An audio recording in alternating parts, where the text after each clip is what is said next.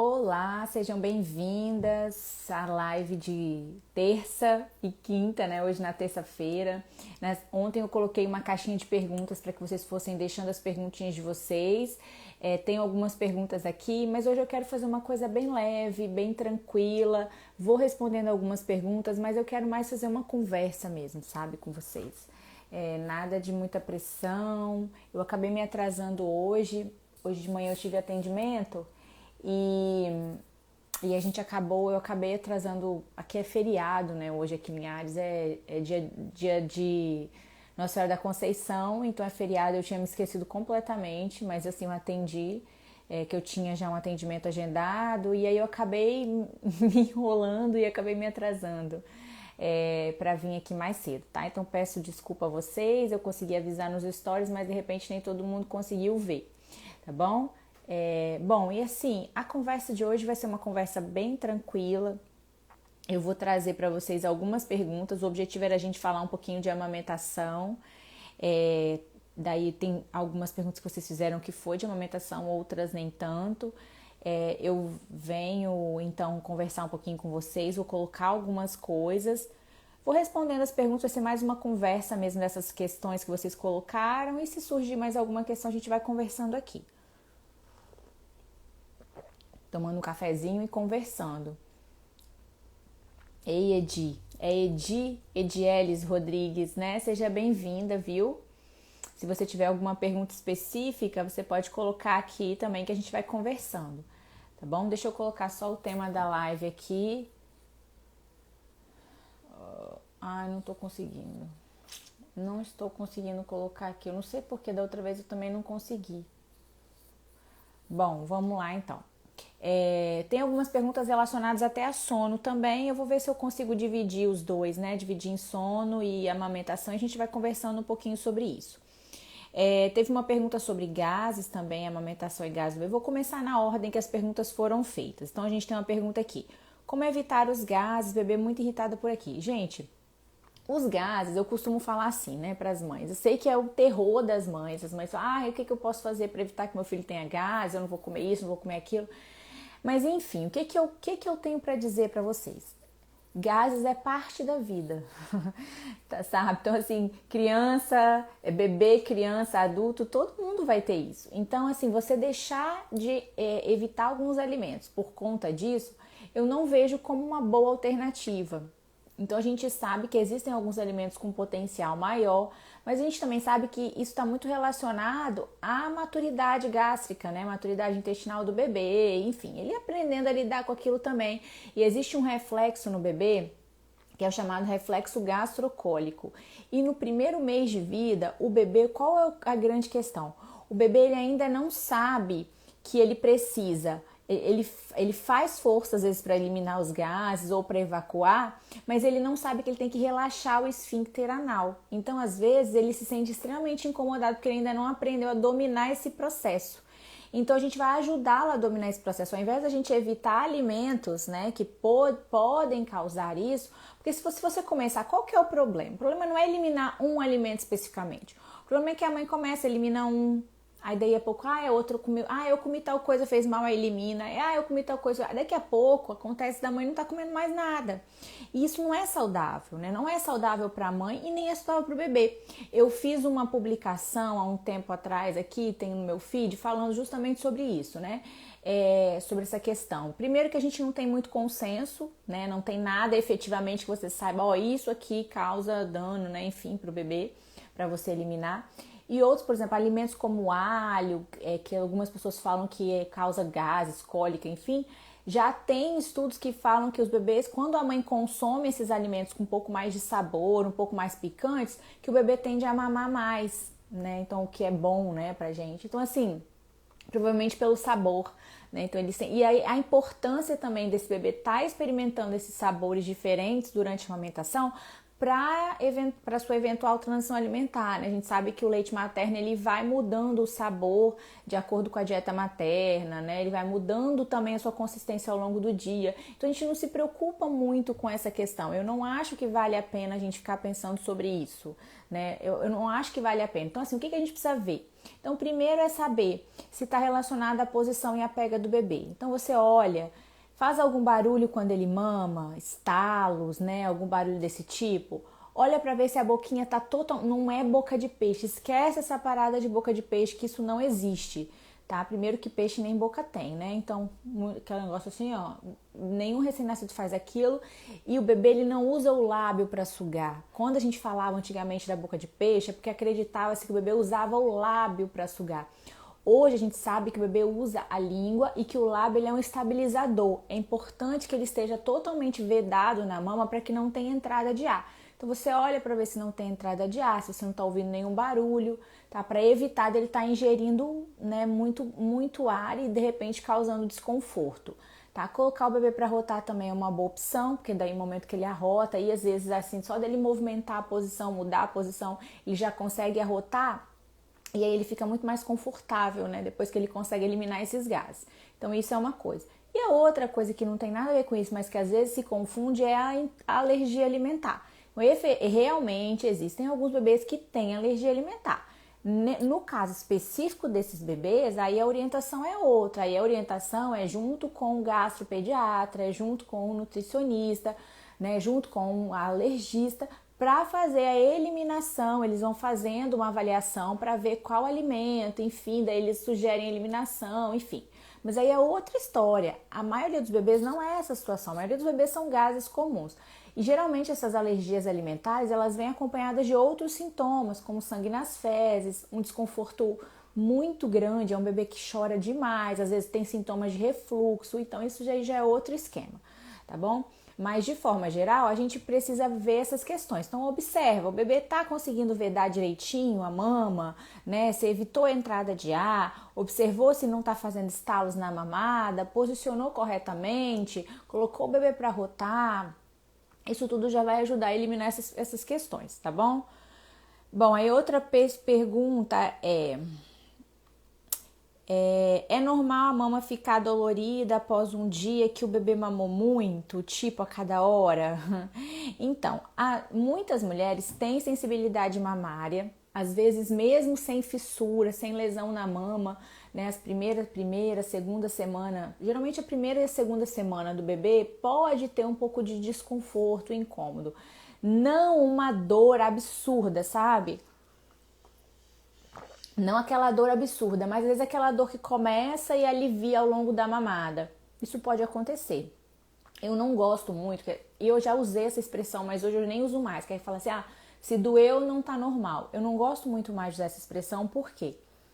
Porque às vezes um pouco de desconforto pode acontecer. O que não é normal? Não é normal continuar a lesão. Então, você tem uma lesão que permanece, por exemplo, por um tempão. Então, já passou uma semana, 2 semanas, 3 semanas, o bebê já está com 20 dias e está com aquela lesão ainda. Ou uma lesão que só piora, ela não parou, ela só vai piorando cada vez mais. Como eu já peguei algumas lesões, assim, né, absurdas, da mama tá bem ulcerada, não é ulcerada, a gente fala quando tá um pedaço, né, tá sem uma parte dali do mamilo. Então isso não é normal, ter secreção, né, ter cheiro, aspecto ruim, isso não é normal. Uma pequena lesão, uma pequena fissura pode acontecer na primeira, na segunda semana. Normalmente a gente vai ter um ajuste ali, né, de posição, pega e aquilo ali vai se resolvendo. Essas lesões que permanecem por muito tempo, elas podem estar associadas a outros problemas, ou problemas mesmo na posição, né, nos ajustes da mamada, ou problemas de língua presa. Pra vocês terem ideia, na semana passada, da semana retrasada para passada, eu atendi dois bebês que tinham língua presa, sabe? Que a gente, né, precisou fazer né, a avaliação e a encaminhamento e tal, para poder fazer soltar, né, a linguinha, fazer a frenotomia para soltar, para o bebê mamar melhor e para deixar de ferir a mama da mãe. Então isso também é uma coisa que pode acontecer nessas lesões permanentes. Agora aquela sensação, igual um bebê, por exemplo, aí tem que entender, se o bebê mamou de hora em hora, por quê? É sempre assim, né? De dia e de noite, o tempo inteiro, tá ficando muito tempo no peito? Por que ele tá ficando tanto tempo? Então, assim, é comum recém-nascido, no primeiro, segundo, terceiro dia, principalmente até a descida do leite, esse bebê ter uma frequência grande de mamada. Mas, normalmente, a média o número de mamadas que um recém-nascido tem é entre 10 a 12 mamadas por dia, o que dá mais ou menos a cada 2 horas, né? Ou de dia podendo ter um intervalo menor e à noite um intervalo maior. Então, uma média. Então, isso pode acontecer. Mas um bebê que fica muito tempo no peito, por exemplo, fica 40 minutos mamando, 50 minutos mamando, mais às vezes, né, 1 hora mamando, e aí sai do peito, daí a pouco ele já volta, a gente precisa pensar, será que ele tá mamando bem? Né? Uma ou outra mamada acontecer dessa forma, tudo bem. Agora, todas as mamadas assim, a gente precisa entender o que tá acontecendo também, tá bom? Nas madrugadas, às vezes não, essa daqui acho que quem nunca, hein? Quem nunca? Nas madrugadas, às vezes não lembro o último peito que dei. É um problema dar o mesmo peito 2 vezes seguidas? Então, vamos lá. Normalmente, você deu uma mama, você não precisa lembrar, mas você vai sentir. Por quê? Você deu aquela mama, a outra mama, isso, a não ser quando o bebê já é bem mais velho, isso não acontece mais. Mas no recém-nascido, se você deu uma mama e a outra vai ficar cheia, então você vai dar a outra que tá mais cheia. Na verdade, essa história de você tem que dar uma mama até esvaziar, isso não existe, porque o peito ele nunca vai estar vazio. Então, por isso que eu falo, oferece sempre as 2 mamas na mesma mamada. Oferece uma, o bebê mamou, você viu que ele dormiu, relaxou, ou ela diminuiu de tamanho, você terminou ele de mamar, você vai lá e oferece a outra. Então, isso é importante. Outra coisa, mamãe, filha, só um minutinho, meninas. Mamãe tá trabalhando agora, vai lá com o papai, por favor. Tá bom?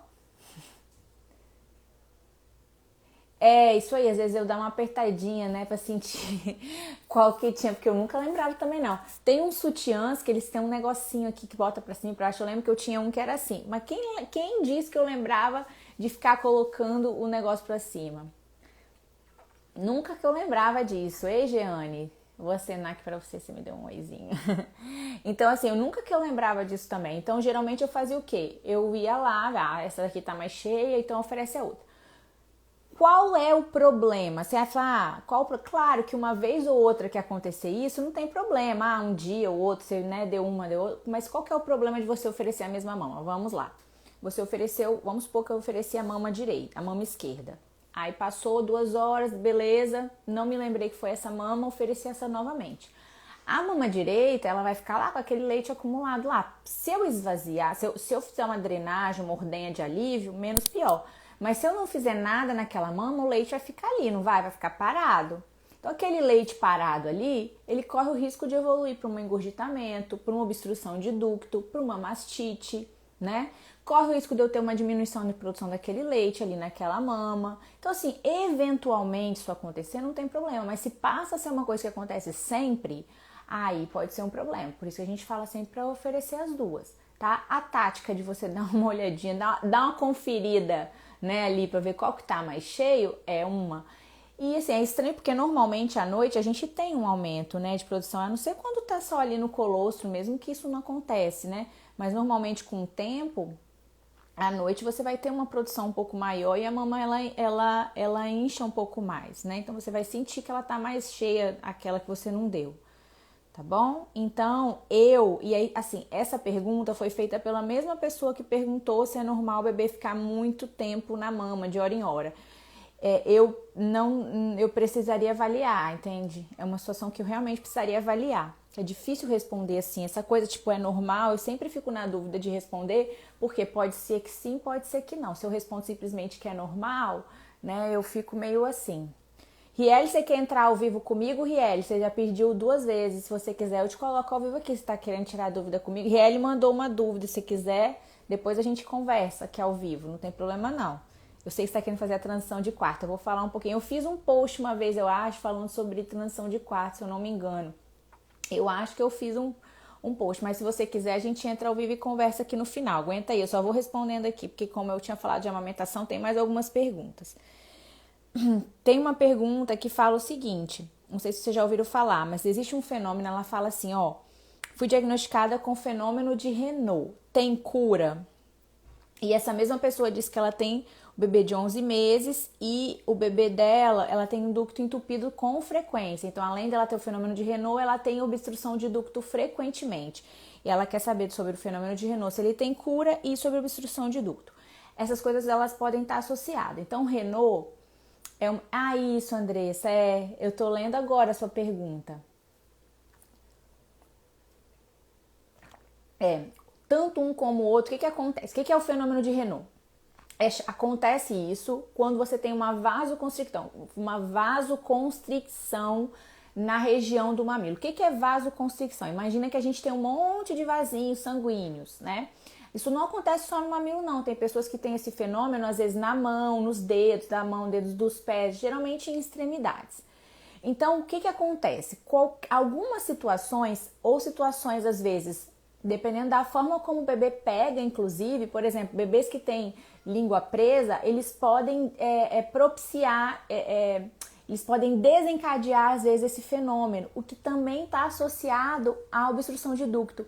Então, Andressa, eu olharia com bastante cautela a boca do seu bebê. Eu teria um critério muito mais preciso para olhar essa boquinha. Por quê? Porque são situações que podem estar relacionadas a isso, tá bom? Ou não, tá?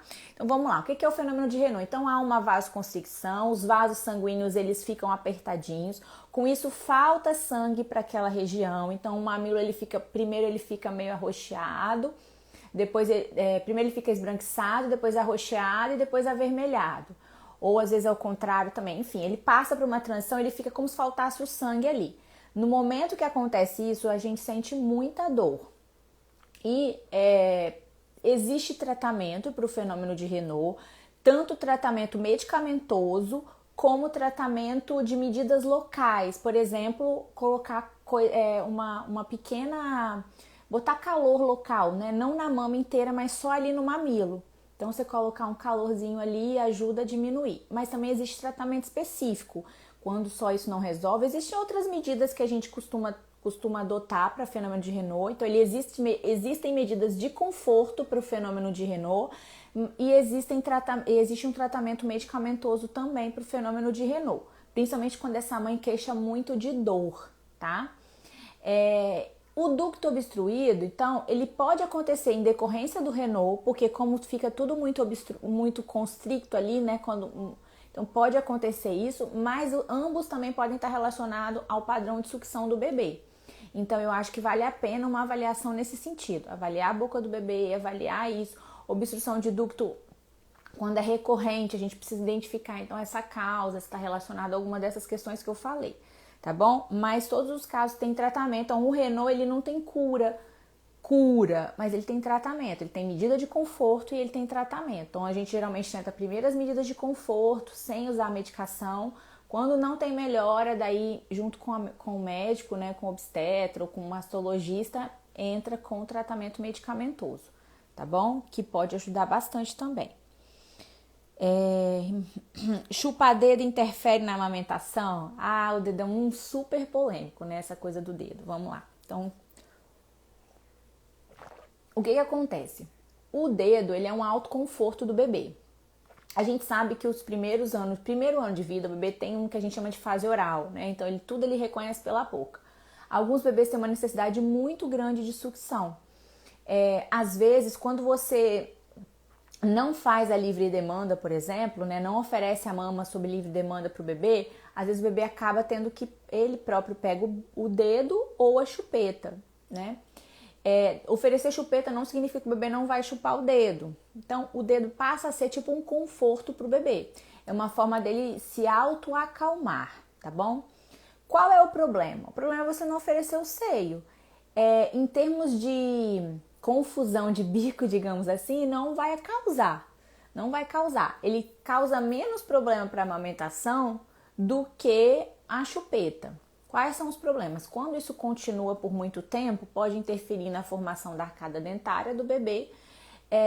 E você precisa observar, se o bebê é muito pequenininho, por exemplo, eu não sei qual a idade desse bebê. Ele é um bebê recém-nascido? Ele é um bebê recém-nascido. Se eu tivesse uma situação com um bebê recém-nascido, um bebê muito pequenininho, e eu tô vendo o bebê com a mão na boca, eu vi o bebê com a mão na boca, eu ofereceria o seio.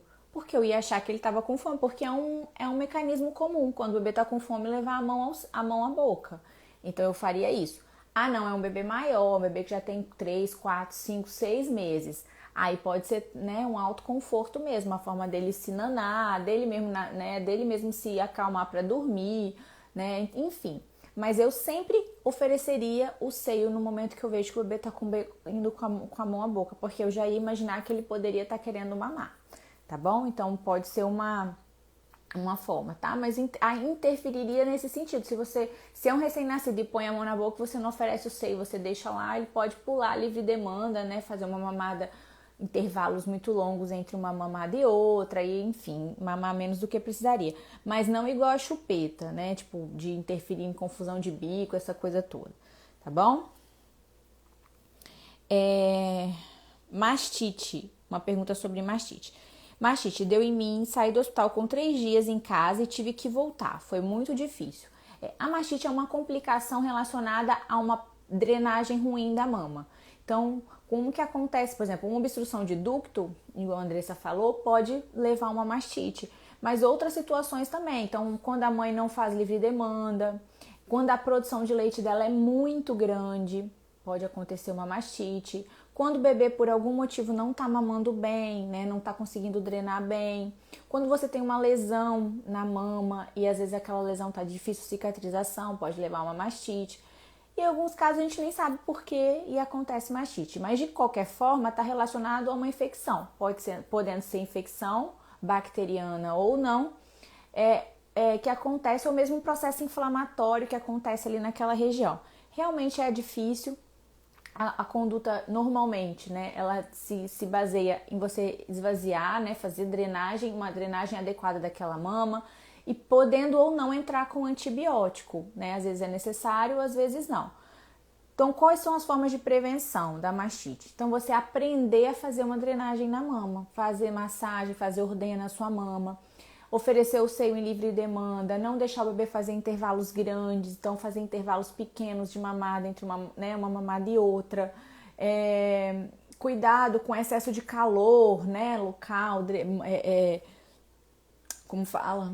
Compressas, né, coisas locais que a gente pode estar usando ali que pode estar piorando a situação, tá bom? Então são formas da gente prevenir. E prevenir as lesões, né, em si também é uma forma de você prevenir a mastite, porque às vezes a lesão ela é uma porta de entrada ali para o micro-organismo, tá bom? E às vezes precisa de tratamento com antibiótico. Nem sempre, mas às vezes precisa, tá? Quando a mãe tem efeitos sistêmicos, febre, né, mal-estar, pode ser necessário usar antibiótico também, tá bom? Agora vamos lá. O que aconselho usar no berço com um bebê? O kit berço ou a telinha de tecido? Bebê 3 meses. Então, o kit berço é super polêmico, né? Apesar da gente achar lindo e querer aquele berço maravilhoso, né? Cheio de coisa linda, ele é muito, muito mais perigoso. A recomendação seria ou nada ou a telinha. Por quê? Porque a telinha ela é respirável e caso o bebê encoste o rostinho, enfim, ali, ele consegue fazer uma troca, ele consegue respirar. Então, a telinha é preferência em relação ao kit berço, principalmente quando é aquele kit berço muito cheio de coisa, né? Aquele kit berço gordão, né? Todo volumoso, aquele monte de coisa no berço, porque aquilo ali pode levar à asfixia, né? O bebê pode encostar ali, enfim, não conseguir respirar. Então, a orientação seria a primeira opção seria aquelas telinhas. Não sei se vocês já viram, né? Pelo visto, ela conhece a telinha que ela colocou aqui, a telinha respirável. Você compra em loja que vende coisa de bebê ou em loja na internet, né? Que é a telinha de tecido. É uma telinha mesmo que você passa em volta, né? Assim, do berço. O ideal seria essa telinha, tá bom? Mas a gente insiste em botar aquele kit berço lindo e maravilhoso, né? Mas ele acaba trazendo mais riscos pro bebê, tá? E agora a pergunta da Riele. Riele, você tá aí ainda? Você quer entrar ao vivo aqui falando da sua situação? Riele pede como que faz a transição de quarto. Eu não sei se ela tá fazendo o quarto dela. Deixa eu ver se ela tá aí ainda.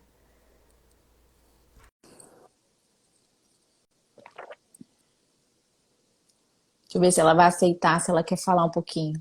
Ah, Riele, você não quer, Riele, tá com vergonha. Vou falar um pouquinho sobre transição. Entra então, menina, eu te chamei. Você não quer não aparecer? É o que que eu falo, né? Você não quer aparecer aqui. É porque ela tinha mandado uma solicitação. Eu pensei que ela queria entrar ao vivo.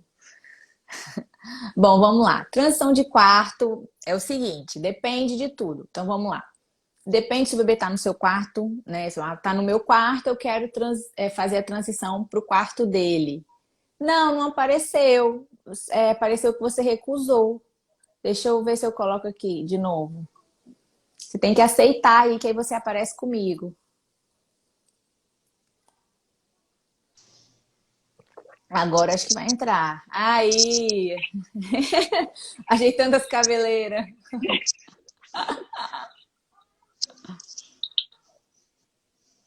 Vamos lá. Vamos lá, Riele. Conta pra mim. Conta pra mim. Você quer mudar quem de quarto? As Qual? duas de uma vez. Elas estão no seu quarto? No meu. E aí você quer passar com um quartinho as duas juntas? Isso. Qual idade mesmo que elas estão? Helena vai fazer 4 e Clarice fez 1. Clarice fez um, isso. Você vai manter berço ou você vai usar caminha? Como é que Caminha. você vai fazer? Caminha. Caminha, é. Aquela tipo Aquela. montessoriana. É isso. Tá.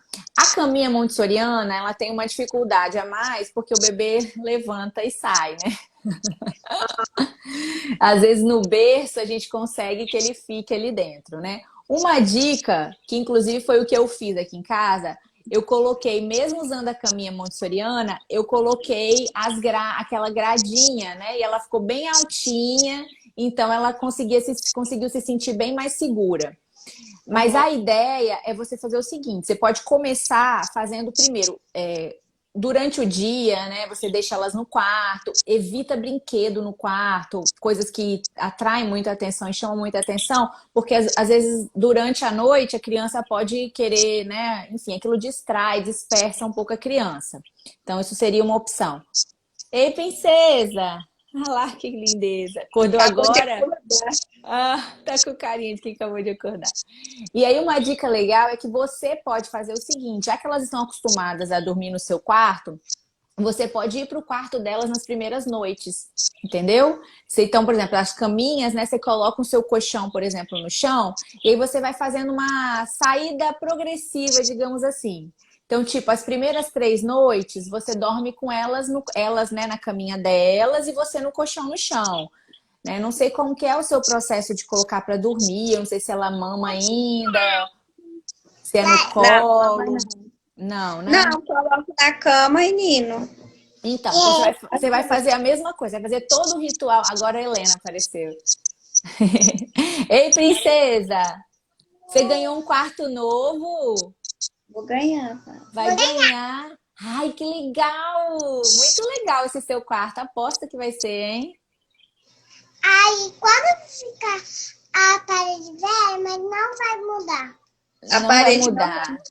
Ah, sim, mas vai ter uma cama nova que eu tô sabendo, uma cama de menina grande que eu tô sabendo. Entendeu? E aí você pode começar assim, com elas, né, deitada primeiro na cama, no chão, você no colchão no chão e elas na caminha. Você faz todo o ritual ali dentro, né? Aquele ritual normal de sono, enfim, todo ali dentro. Apagou a luz e você vai ficar com elas ali. E o ideal é que você durma com elas ali essas primeiras 3 noites. Depois Aham. dessas 3 noites, dependendo de como elas ficarem, se elas já ficarem bem na primeira ou na segunda, daí você já vai pro seu quarto. Caso não, você fica as 3 noites ali, e aí depois você faz elas dormirem ali, Mas aí você sai do quarto e volta quando elas te chamarem, entendeu? Sempre Entendi. atendendo quando elas te chamarem. Caso isso fique muito difícil, você pode fazer assim, deixar elas dormirem, você não dorme ali com elas, mas você volta de madrugada só até elas dormirem, daí você sai de novo. É o processo mais cansativo essa parte. Mas como tem as duas e elas já devem estar acostumadas uma com a outra, eu acredito que só essas 3 noites, você dormindo junto com elas ali, elas sabendo que você está ali, elas já vão ficar mais tranquilas. Na idade da Helena, funciona muito bem também a brincadeira, a parte lúdica. Então, por exemplo, você pode criar um livrinho ou contar uma história para ela, né, sobre o quarto dela, sobre como que, né, criar ali uma magia. Às vezes a gente usa, se ela tiver medo, você pode usar o spray anti-monstros, né, que vocês fabricam juntas, né? Enfim, aí você pode botar cheirinho, essência e espirrar, se ela tiver Aham. medo. Vocês podem fazer uma oração, podem fazer alguma coisa ritualística nesse sentido, né? E a historinha durante o dia também. Então, vocês criam juntas, por exemplo, a rotina dela. Vocês fazem como se fosse um livrinho de rotina, e aí nesse livrinho vai ter a cama dela, que ela vai ficar. E aí você deixa durante o dia muito claro que você vai estar ali se ela precisar. Ó, a mamãe não vai estar, a mamãe, né, quando você for sair do quarto, por exemplo, né? Então, a mamãe vai estar aqui do lado. Se você precisar, você pode chamar a mamãe, que a mamãe vai vir e tudo mais. Então, trabalhando com ela nesse sentido, você consegue. Com a Clarice já fica mais difícil porque ela ainda não tem esse entendimento. Então vai ser mais o acolhimento que você vai ter que fazer caso ela acorde à noite, né? Uma coisa que acontece às vezes é que uma acorda, mas elas já estão acostumadas a dormir juntas, né? Que às vezes uma acorda e a outra acaba acordando, e aí é quando o processo fica mais difícil. Então, sabe o que aconteceu? A gente tá de Ah, corona, né? sim. E Aí, aí? minha filha, a Helena, um dia, semana passada, sexta-feira, ela quis, mãe, vamos montar aquelas cabaninhas, que a gente tem aquelas cabaninhas, né? Aham. Aí ela quis dormir. Aí eu falei, vão, aí tipo, me deu o estalo, né? É hoje que eu vou fazer isso. Uhum. Aí a primeira noite dormiu eu e Kleber e elas, mas a gente de repente fez errado, então, que a gente saiu, né? Quando elas dormiram, a gente Aham. saiu e veio pro quarto. Foi tipo a liberdade, né? Sim. Mas na primeira noite, a Clarice dormiu até 5 horas da manhã. E a Aham. Helena me chamou uma vez. Aí eu fiz isso que você falou. Fui, deitei com ela. Quando ela dormiu, voltei pra minha cama. Na Aham. segunda noite também foi tranquilo. A Clarice dormiu de novo até 5 horas da manhã sem reclamar. E a Helena acordou 2 vezes. Aí as 2 vezes Aham. eu fui até lá e voltei. Aí na Aham. terceira noite ela falou que não queria dormir lá. Hum. Aí a gente convenceu ela, não, que a mamãe e o papai tá do lado, nanã. Aí colocamos uma luzinha meio que acesa pra se ela acordar Uhum. depois. Aí deu certo, assim. Mas eu não sei se tá certo eu continuar assim, quando Eu ela acho que dorme, você eu pode. volto. Eu acho que já que você já começou e já está nesse processo, eu acho que você pode manter como você já está fazendo, porque é assim mesmo. Se você E não aí eu tô na tivesse esperança, começado. assim, que quando montar o quarto, dá mais aquele entusiasmo, entendeu? Mas é assim, ela tá entusiasmada, ela só tá insegura, Isso. entende? Que é Aham. normal, assim, é normal, é parte desse processo. É claro, ela tá acostumada a dormir perto de você sempre. Então, Aham. ela sabe que você tá perto, só que ela precisa sentir isso também. Então, durante o dia, por exemplo, você pode trabalhar isso com ela, né? Trabalhar essa questão do livrinho de rotina. Aqui em casa também a gente fez uma vez o negócio das pedrinhas mágicas, as pedras da coragem, né? Aí a gente fez uma oração, nananã, aquela coisa toda, e a pedrinha da coragem. Ah, Assim, legal. são coisas lúdicas para a criança se sentir mais encorajada a fazer aquilo ali. Né? Então, crianças maiores, às vezes a gente consegue fazer isso. A pequena, tá vendo que ela nem sentiu? Nem Porque, tipo sentiu, assim, mas isso pra ela. essa noite a Clarice acordou e acordou a Helena. Ai, pois Aí, é. aí Aí Helena é veio pro quarto, aí eu tava cansada, eu falei, deita aqui com a mamãe. Ela, não, mãe, a Clarice também acordou. Aí eu tive que dormir lá e elas demoraram um tempão pra Aham. dormir, mas Sim. dormiram, Você entendeu? usa o ruído branco? Não tive o costume Talvez. nenhuma das duas. Então, eu sei que às vezes você acha, mas eu não vou começar com isso agora. Talvez nesse momento pode ajudar. Por quê? Até ofuscar o barulho, às vezes, de uma da outra, entendeu? Às vezes Aham. a continuidade daquele ruído ajuda não atrapalhar, por exemplo, quando a outra acorda. Então Entendi. eu gosto do ruído branco por causa disso. Eu acho que ele dá e essa coisa do despertar às 5 da manhã também dá uma boa ajudada às vezes, porque às vezes o Aham. bebê, a criança escuta barulho de passarinho, barulhos externos, um carro que já está passando da sua rua ali é bem movimentada, É, né? Tem muito ônibus, carro que passa ali. isso. Então, às vezes, qualquer barulho também pode a despertá-las mais cedo, por exemplo. Então, eu acho que o ruído, ele ajuda bastante. Pode ser tipo um ruído de chuvinha, não tem aqueles barulhinhos de chuvinha caindo também, que ajuda. Agora, eu também concordo que você não volte atrás. Eu sei que é muito cansativo, mas, por exemplo, se você permitir que ela volte para sua cama, você vai quebrar uma coisa que você conversou com ela, que ela já era grande e que ela ia ficar no quartinho dela, né? Ter algum objeto também, um bonequinho, alguma coisa que ela goste, que fique junto, dar boa noite para os bichinhos, né?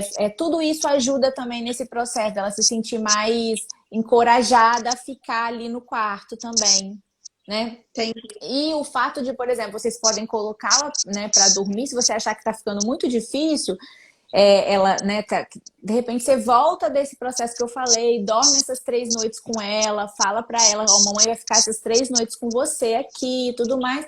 E aí depois você, né, vai saindo aos poucos, né, vai explicando para ela.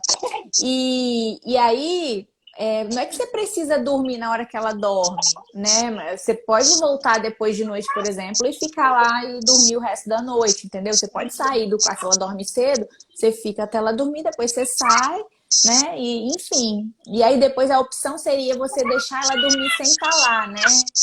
Aham. Você dormir, por exemplo, né? Vai lá, dá boa noite, conta a Ah, história, né? Fica entendi. na Ela porta. adormecer sozinha, né? Isso, aí você vai fazendo aos poucos. Os primeiros Sim. 3 dias você é do lado dela, depois mais 3 dias você pode ficar no quarto, porém sem ficar perto, tipo na beira da porta, né? Alguma coisa assim.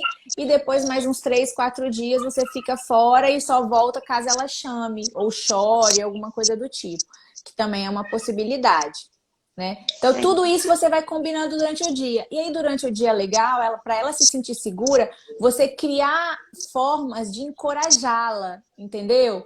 Não sei como que vocês são com elas, mas eu falo assim que às vezes é o primeiro filho, a gente é super medroso, né? Então a gente fica assim, Não, cuidado! Vocês não são assim, não? Vai subir não, um negócio, cuidado, não pode não. subir. Não, não Tô são. super tranquila. Ah, que bom. Então, que aí eu falo que eu era assim, né? Então, eu vejo a diferença de personalidade das minhas duas, eu vejo nitidamente. A minha mais velha é super cuidadosa, a minha mais nova, ela é toda e vai fazendo as coisas, porque a gente nem dava conta que ela já estava fazendo. Então, às vezes, Aham. você encorajá-la durante o dia, né? A fazer coisas, né? Abraçar bastante, descobrir. Existe um livro que eu gosto muito, que é As 5 Linguagens do Amor das Crianças. Não sei se você já ouviu falar dele. Deixa eu ver Já ouvi se você ele tá falar. aqui. Já ouviu, né? Ah, não, não tá aqui. Ah, tá aqui sim. É esse livro aqui, ó. Ele é um livro legal, por quê? Porque ele mostra algumas formas da gente mostrar para a criança que a gente ama a criança. Porque assim, a gente ama, a gente sabe que a gente ama. Só que às vezes a criança não se sente amada, por quê? Porque a forma que ela entende que ela é amada é diferente da forma que eu estou falando. Às vezes você virar para uma criança e falar, mamãe te ama, tem criança que é a mesma coisa que entrar aqui e sair aqui. Entendeu? Elas não Aham. entendem aquilo. Às vezes ela vai se sentir amada de outras formas. Então, você entender também formas de mostrar esse amor, isso passa segurança para a criança, gera uma conexão e ela vai se sentir mais segura, às vezes, para dormir à noite, por exemplo, no quarto, sem você estar ali junto com ela o tempo todo, né? A Sim. noite inteira. Então, é bem legal também. Então, eu vejo que são algumas formas de fazer. Mas acho que você está indo no caminho certo. O processo, ele não é de uma hora para outra, não. Às vezes ele demora uma semana, 10 dias. A gente tem que ter um pouquinho de paciência também para... E não voltar atrás. É, isso aí. Isso daí foi uma dica que eu peguei agora, assim, porque foi de inocência, não tem? Vem, deita aqui na Aham. cama, mas aí pra Você ela está já é uma outra cansada. situação, né? porque a gente tá cansado, fala, nossa, vou ter que ir lá de novo, né? Tipo assim, tô cansada, já tô, né? Quero dormir e tal, enfim.